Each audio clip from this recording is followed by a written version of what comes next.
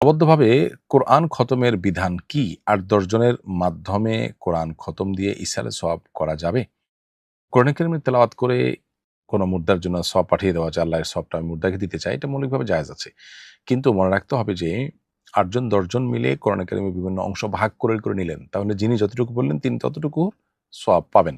এটা এককভাবে কারোর জন্য খতম হবে না। হ্যাঁ, এই ৮-১০ জনের সবাই তেলাওয়াতের অংশ যদি মুর্দার জন্য পাঠান, যে সওয়াবটা মুর্দাকে দিতে চায় আল্লাহ, এই উদ্দেশ্যে তিনি নিবেদন করেন, তাহলে সেক্ষেত্রে মুর্দা সেটা সওয়াব পুরাটাই পেয়ে যাবেন। এতে কোনো সন্দেহ নাই। কিন্তু টাকা দিয়ে আজকাল এরকম লোক রেখে আপনার খন্দক পড়ানোর কালচার কমে গেলেও এখনো সমাজে আছে। অনেক আগে থেকে এটি চলে আসছে যে আমাদের দেশে লোক ভাড়া করে এনে ভাড়াটে হুজুরদেরকে দিয়ে কোরআন কারিমের তেলাওয়াত করানো হয়, খতম করানো হয় মুর্দার সওয়াব রেসানের জন্য। সেটা কিন্তু জায়েজ নয়। সেটা শরিয়াত দৃষ্টিকোণ থেকে নাজায়েজ। কারণ ইবাদত বন্দেগী করে তার বিনিময় নেওয়া জায়েজ নয়। কোরআন কারিমের তেলাওয়াত অন্যতম একটি ইবাদত, অতএব এর বিনিময় নেওয়া জায়েজ হবে না।